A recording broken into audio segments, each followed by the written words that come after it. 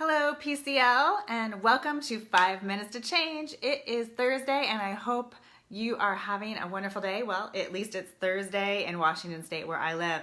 So if we have not met, my name is Angela Craig, and I am the lead pastor here at Pursuit Church Live, and we're just so happy to have you. If you are one of the new people in our community that have just found us, we're so thrilled beyond the moon that you're here. So thank you for being here and for sharing.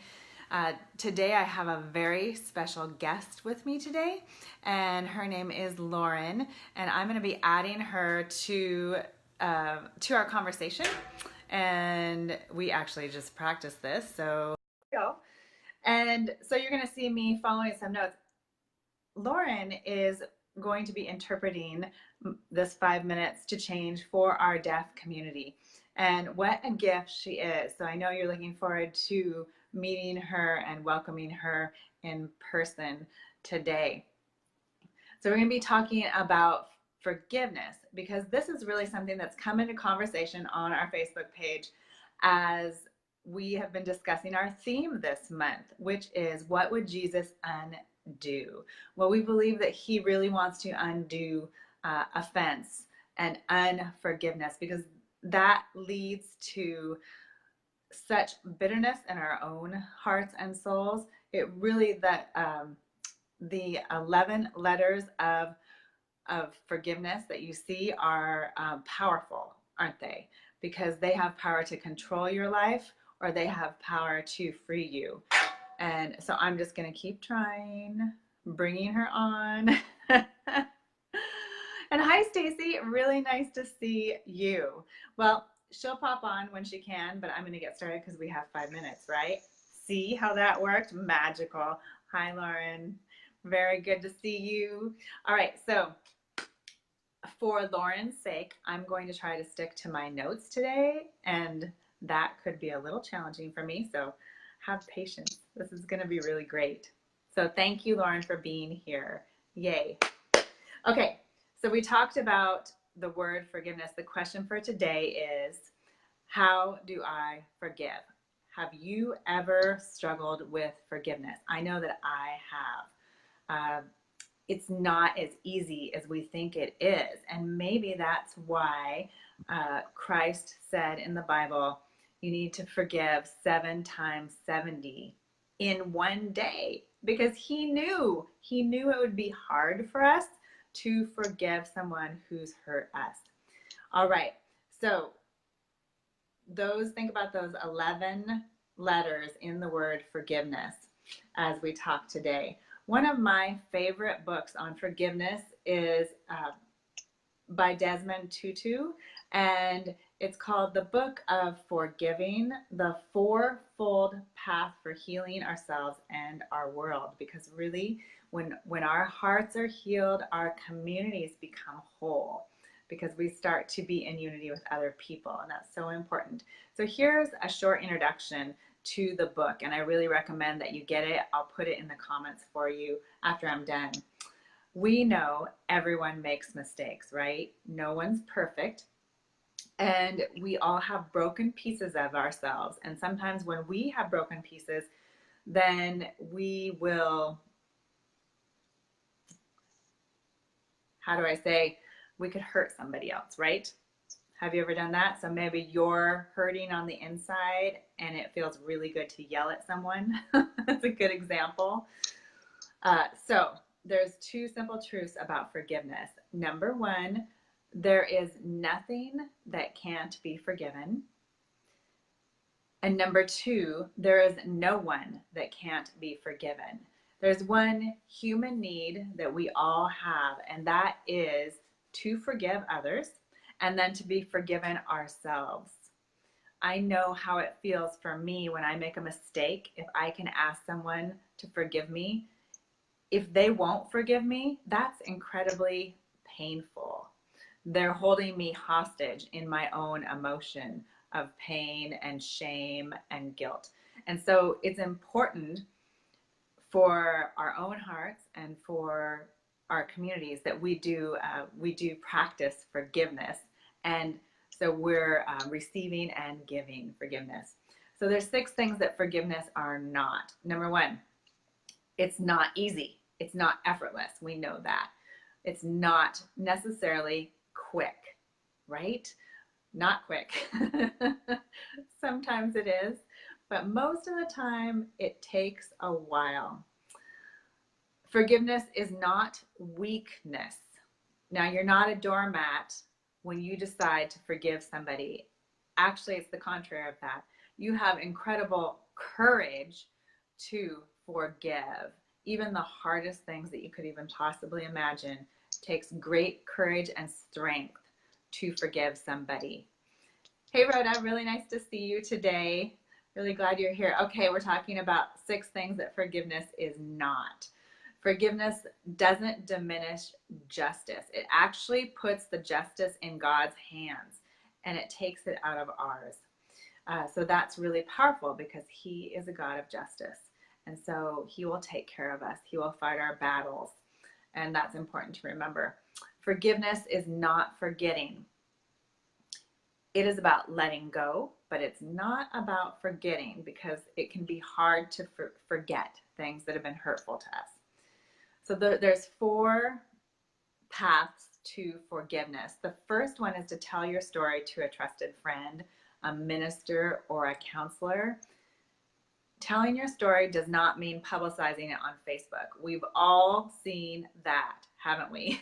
And it's destructive, and it makes you look bad. I'm just saying, I'm going to be honest. If you're publishing your story on Facebook against another human being, no matter how icky you feel about that person, it makes you look bad. And it makes the other person look bad. That is not our goal as Christ followers. We want to go directly to the person, one-on-one, and talk about our hurts if we need to do that, but not on Facebook. Okay, second step is name the hurt. Look at my notes. Name the hurt.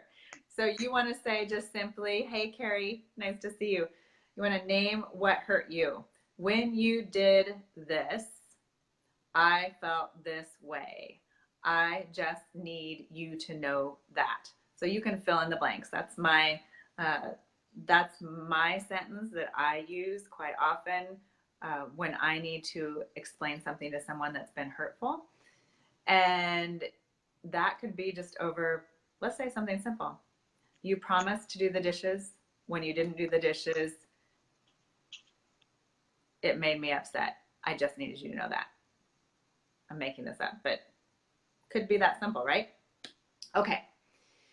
Third, we grant forgiveness. The third step is we grant forgiveness. So forgiveness is a choice. It's something you have in your power to do for others.